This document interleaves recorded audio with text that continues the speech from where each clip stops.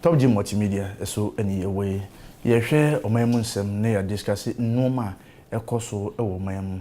Ekopim sa yeti Ghana memu na papa bi a wadi mfie 70 years na yade kitwe bi bo no na wokọ hospital na empa keke obeda so nti no wontumi anya beebi ana semini wo kasai we free atasefo asase so ene ye pani beebi a ye hu no akwakoye asefo msem ebra yeti Ghana memu 21st century in modern Ghana.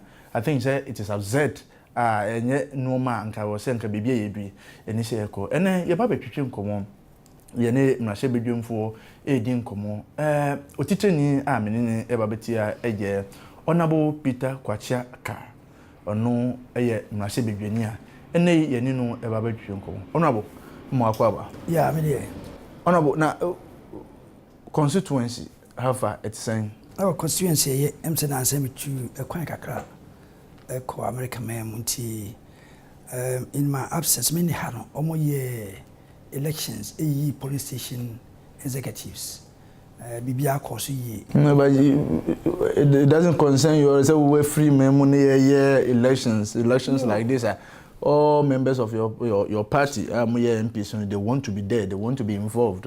Satana well you'll be an strategy so it was a polling station executives na sebe ya adwuma no awie nti mempese me wurawuram they don't want to interfere we na nye chairman wo police station we na nye so ye jawo wo mo ankasa anyi obi a wo hwa obetumi agina yi na aye adwuma no yi ebia na nipa me pe no ne hofo no ahwa ontumi nya adwuma no nti me jawo ekotena ho one month me buy no ma wie me buy kura so ma start constituency executives na amukuso a omo ye nyame ya aduma here on 23rd nti enum de mebomodi akon mako witness Amenfi Central health-wise hospital chief compounds adudu ahe na wo Amenfi Central Central say yeni hospital ye wo only health center health center me I wo a district me beko manso Amenfi na ko wo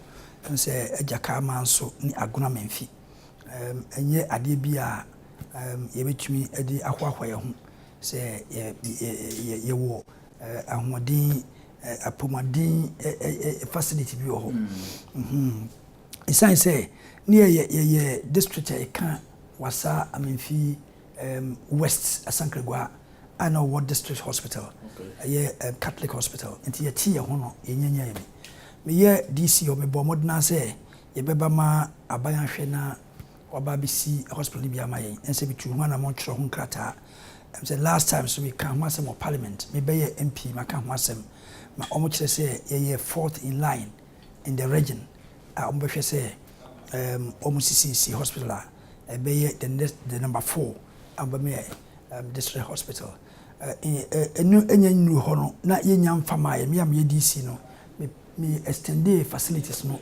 me increase bed capacity and my consulting rooms at the camp, ACC and Kama, ma raise status in Kakra, and Enonia dia, believe me, MC war health centers ne chips compounds be brave and those dear share your villages over 200.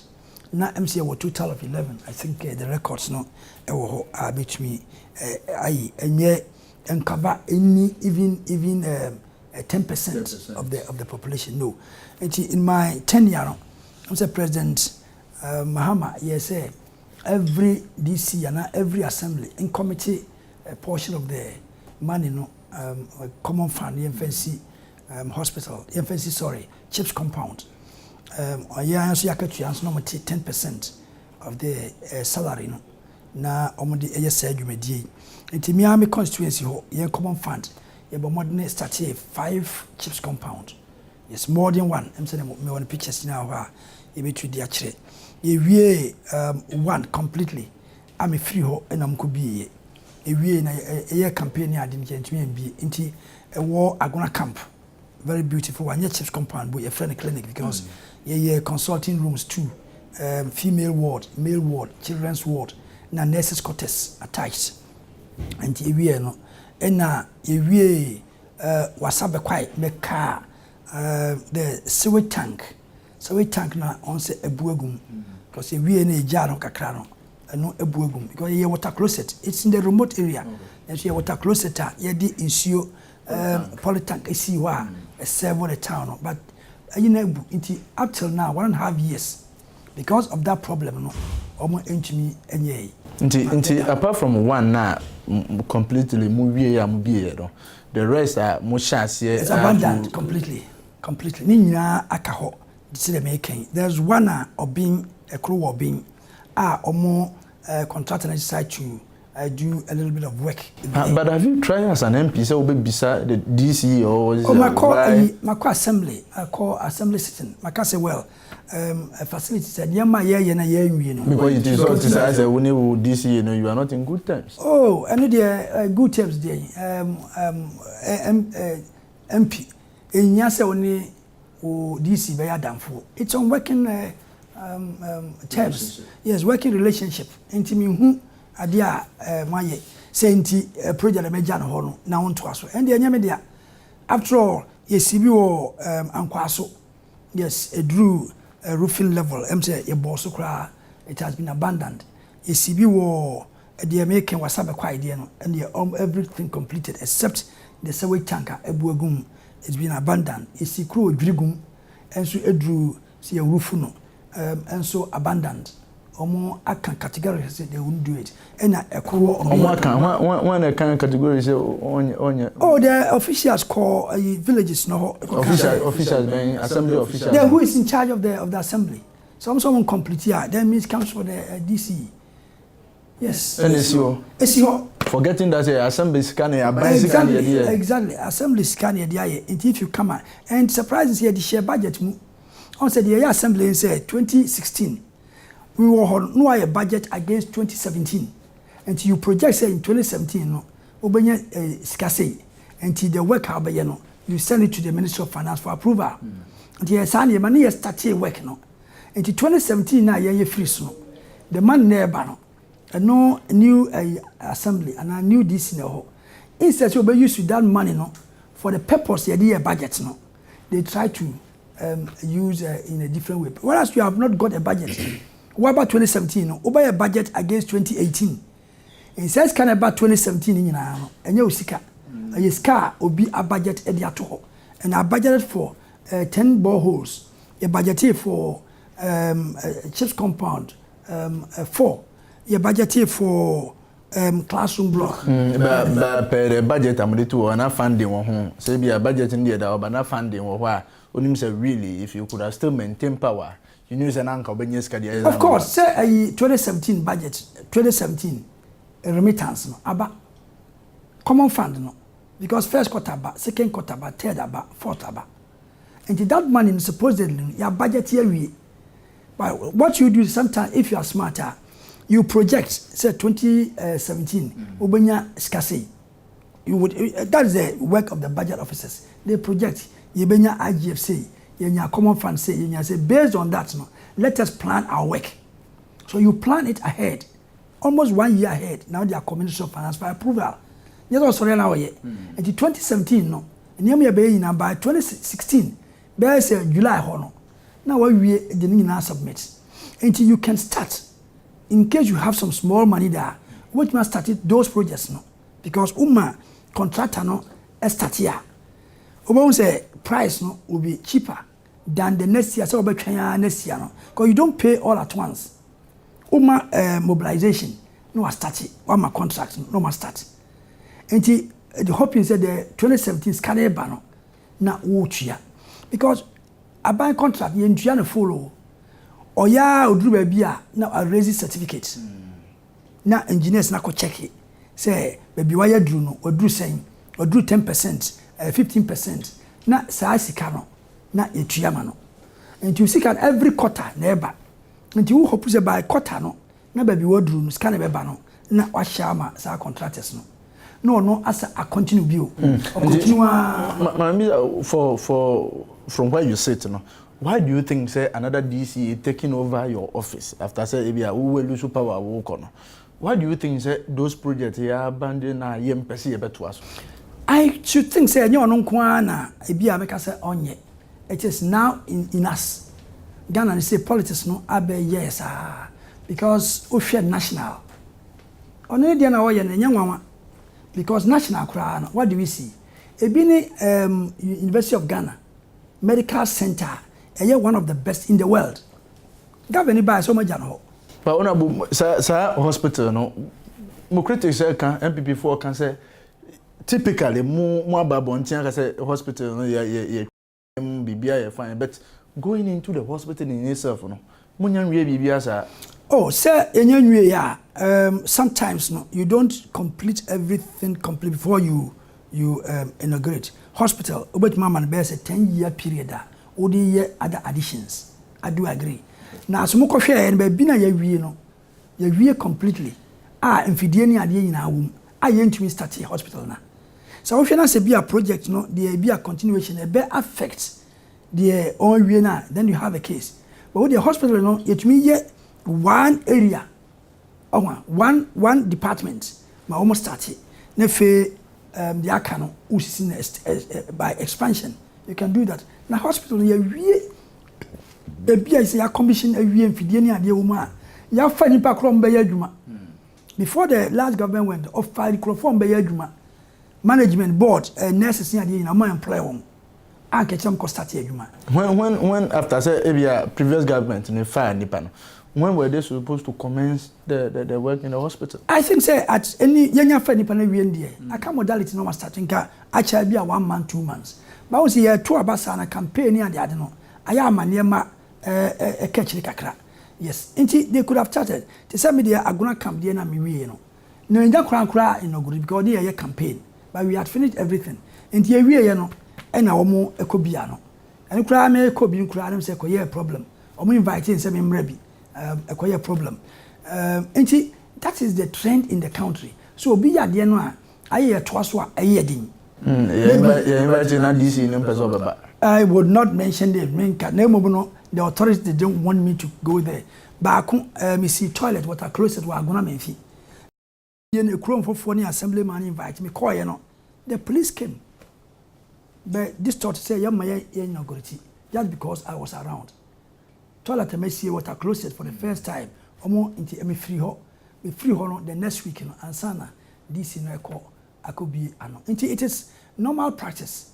Nye ono na meka dem generally for any hwe Ghana ha niema ekoso all cocoa roads are NDC start here no also mo hwehwem and e ba normal so say contract here hwehwem say na say contract no na scan broso a broso 1.5 years omo hwehwem but who did this na scan broso I don't agree to that I don't know na say wa ba fufura so hwehwem it's fair enough hwehwem na hwehwem 1.5 years na kosi sen what come out says can abroso na say mroso abroso a twaso na ye papa no amroso so go ahead okay. Why is he suspend the idea no I say we criticize so much na ye dey wo ho yes me dia me can say chief company na my gigeja no ho no yes so we say e bi anye announce say ne boye na ye papa me yenhwe ye papa ne yenhwe ye gusu edi nkomo aha eye top G multimedia adwumako no eso ye twa ye ho aba ye beto ye nkomo no so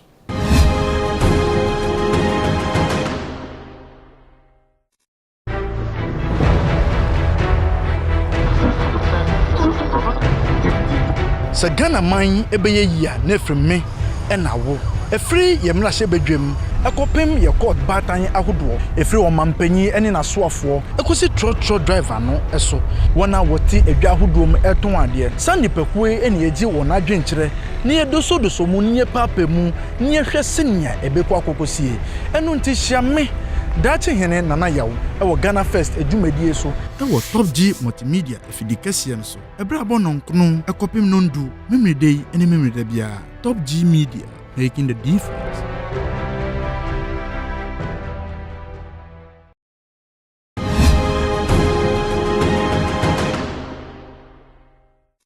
Abushana yakoya ya sign aba ye ne honorable Peter Kwachiaka MP for Memphis Central ene no edi enkomo honorable yenti ensim ewo papa ya ne made no call hospital 70 years of age na okodu hospital woni yesi ye nimpa obeda so nti papa ne wo to the extent say ne ba na say odu hospital ni e bi san say wo papa we di mfie sen o si odi 17 the nurse had to bang the gate on the man and then go inside say NDC in power say mo see hospital why are we not getting beds yo with asiema abusiano yako pa say this year ebe fasa akwan so e di ewu enya dia eye atpapa kura wa hu sa wo de hye papa ana se wonua wo wo sa akwan hu se wo nanso unya obi amomoa eya ayerho enti question obi say no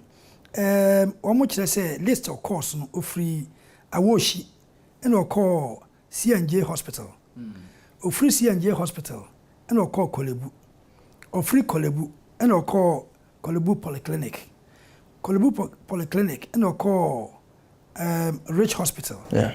Rich Hospital. And I'll call Police Hospital. Police Hospital. And I'll call Trust Hospital. Trust Hospital. And I'll call Lekma Hospital. The Lekma Hona. No call any fuel asa. And Rabbi call ne pa ne interview no. Because this ATV and the interview ne ban live. Or see hono drew hono no fuel asa.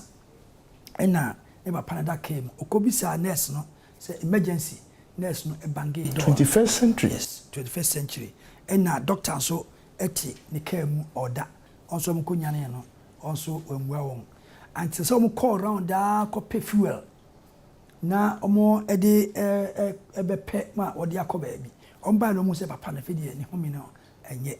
Na on frɛ doctor no. O say doctor no dey yibesi no so no. No say o di si ni so ka ni mu.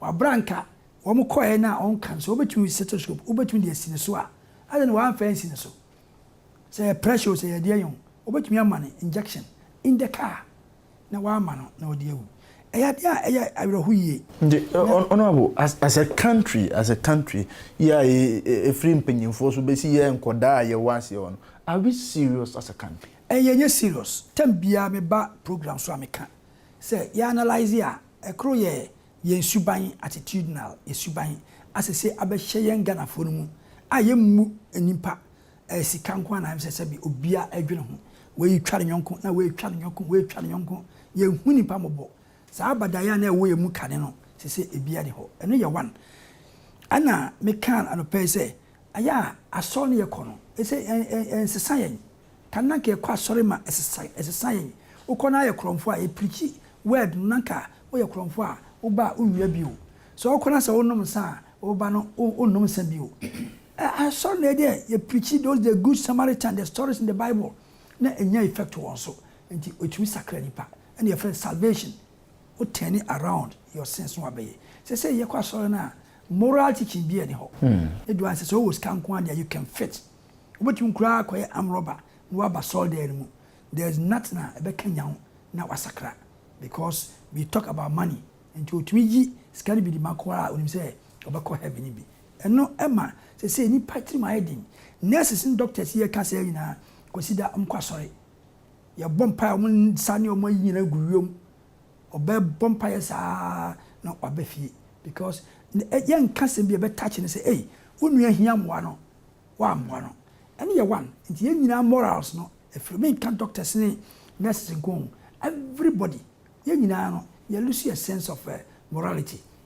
omo ye adwuma with electricity omo ye adwuma with water omo ye adwuma with government offices bia even private organizations say suban no ye de awramo ho eno ode ehwe ne ye na esakra second ehia pa most important any political because politicians ye na rule man no enti political head no and they or setting a vision ma a transcend eba obia so ne vision ni nti wa wo eye boni wo ho no usuro wanya ebe yiwadi eno ede free slow ene ba fam bia ne yeye ebia na ba bia ya koyina hospital na betuma ba say ampa na bed ni ho a na ye politician na sede ebi so na bed wo ho ena wo mo nso essence ye no ye ho na boni aba hie ba nti no opese o meniska ansa no age bed so those are the situations I echo what you say when you go to some various hospitals in Accra now the doctor need to demand some amount of money from you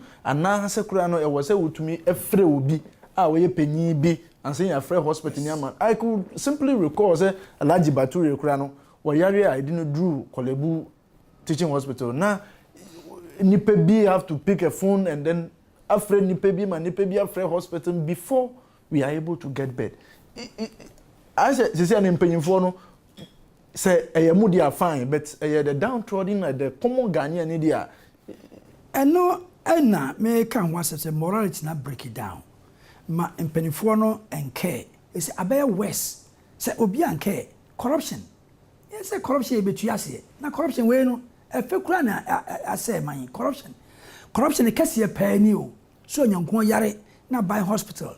Nas 1 minute scar or my bed my own naso. Now corruption ye special prosecutor. Yes, you be see corruption ano.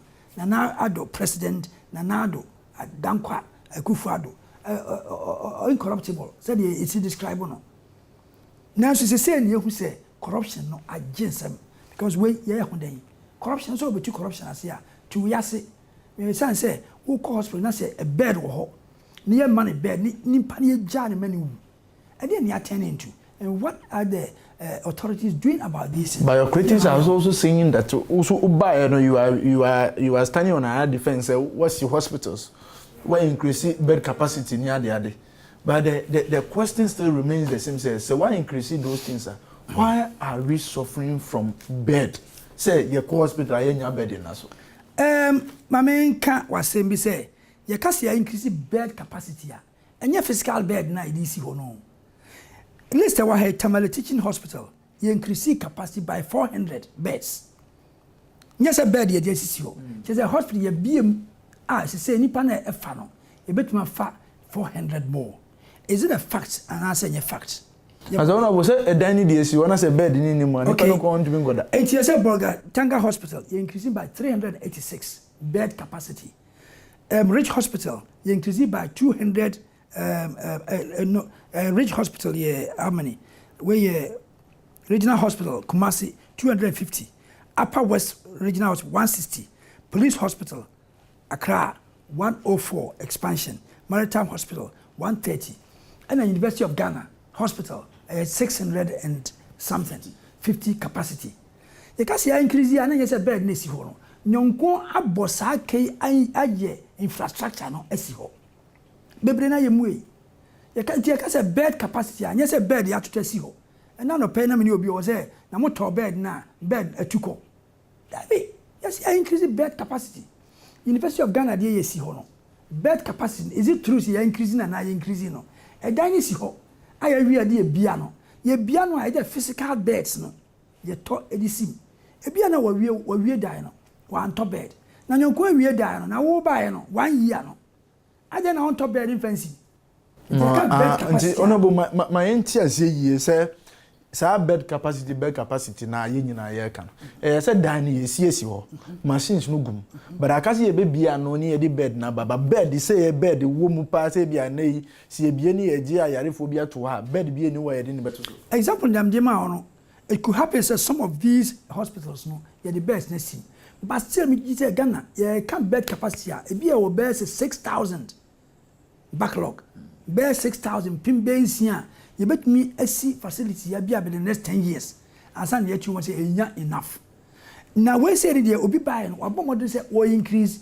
E be why you kura ya bia no best near the wom. And so enough. Na be so why you to say University of Ghana dey. We are you can say 650 bed capacity ya. Now don't just we are bed this is you because I didn't cry buy on chassis. They can 650 bed capacity ya. Now just say hospital here adwuma obekọ beds ni sisi ho but why increase the capacity no e bi ni me ho making onko was up kwai my chips company wo ho I friend clinic pictures you ha metu ndi akere ho ba ya bia no ya mia no na etuma ka se my hospital of about maybe 30 bed capacity e wo ho as also complete here at least e betumi afa nipa 30 e wo ho so wa anya betuma ka se yes 30 bed capacity wo ho a wo bae onyaye ntama fo hu different bi say oh na NDC dey bed 6 wo ne bae bed na nya tabaya tu ana no yes ana kire say capacity rich hospital one na doubt say dey rich hospital na si ho e dey si ho last time it's a program na director na of hospital or can say they need 40 more doctors extra. Na say dan dey osiasi ho. Na doctors are obi so be employ dey o magum no. Ene dey aka ho. I said nurses that's what we hear about maybe a figure I don't want to quote figures now over 1,000. I hear one ho. And so by 1 year sadie no. Now no say bed capacity no anyhow. But you are sitting in parliament. I was working as a man Crawford.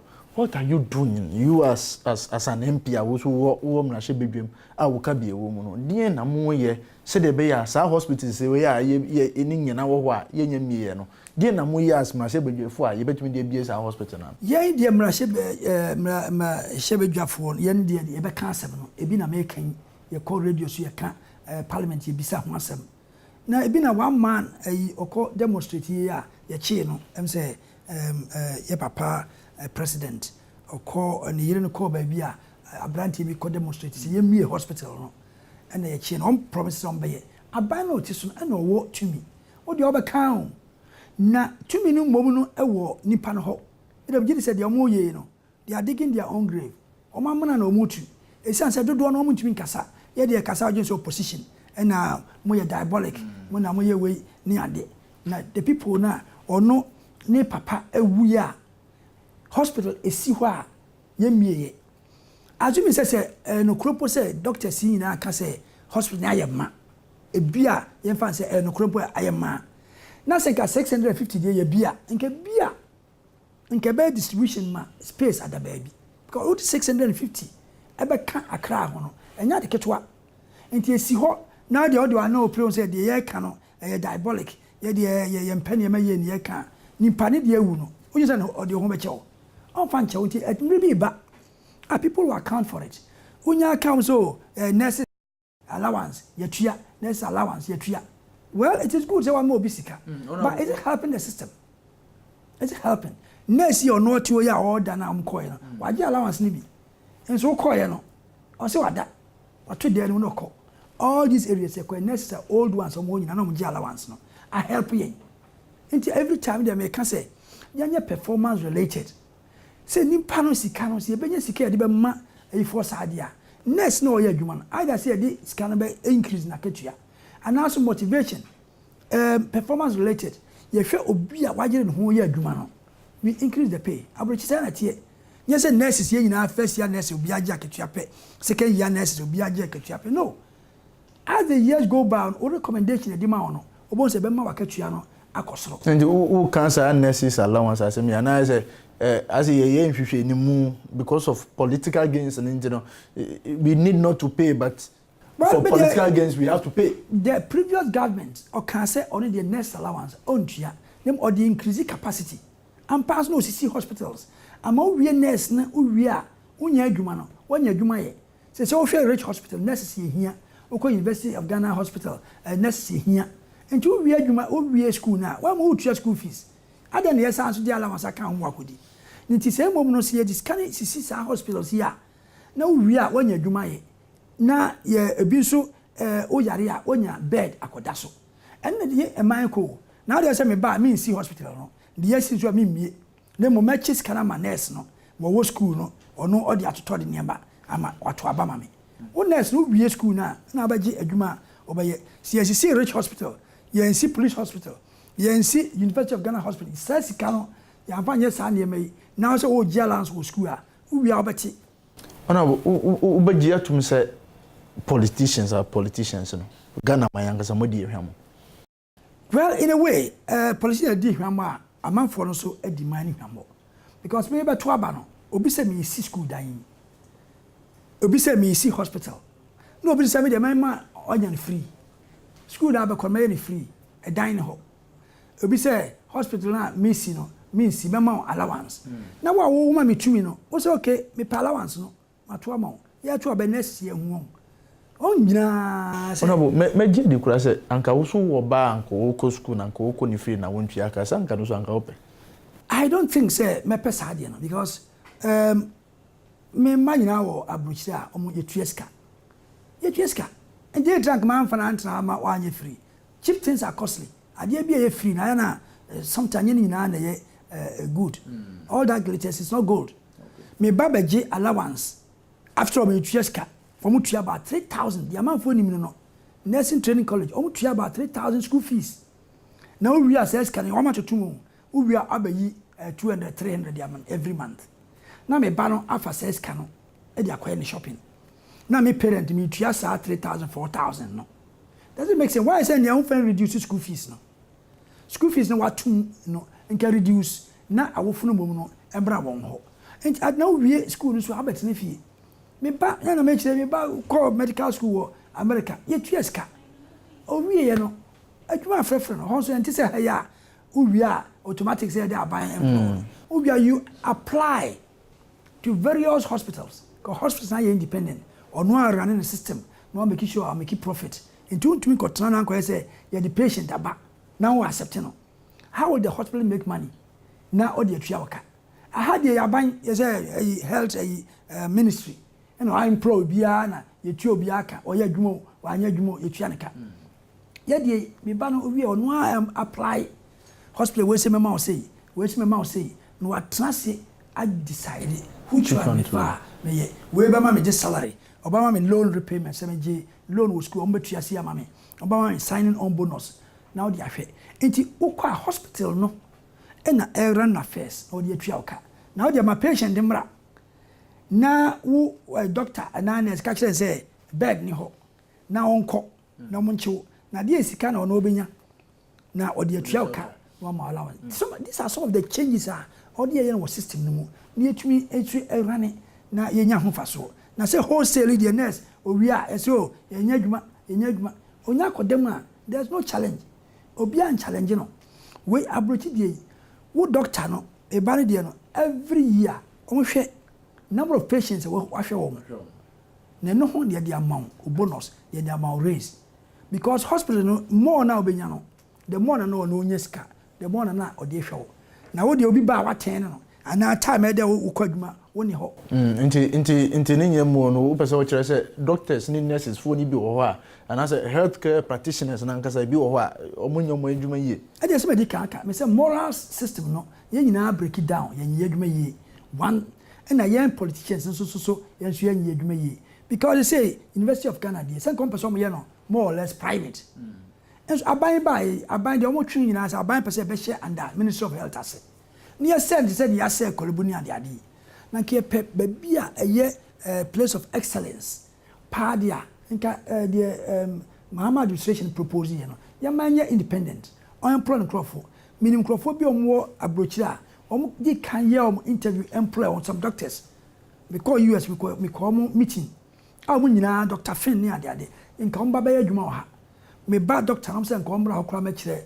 physiology yes enti ka abrochi fo ni ade nyina interact no aba na ka say abrochi system obaye adwuma etua oka wontumi mmeye say obi ba na wo turning around and aban pese kwasha se is it for political gains of course na watumi afa ogrofo afa party grofo e dia koguo no asɛ no oye adwuma wa anya adwuma ye tuareka oye bɔne a wontumi nyinadi na nke more or less independent this abrochi di ya wo kwa wo hospital na ehwɛ na waye adwuma no oye adwuma na nti wo se doctor ba patient ba wo doctor no ho ni wa treat ni fine no sign kwa e ba kan doctor patients ma ho nti ba affect wo end of year sika de be ma ho no nti obi a yire no ho ye fro wo yan kura kan adwo da na ya fro so that your points no will increase na watchmi odi anyadwuma some of these things betumi aboaye okay abusia enkomo ene ye dibie ha na emrene nkrabia ebe maye kwan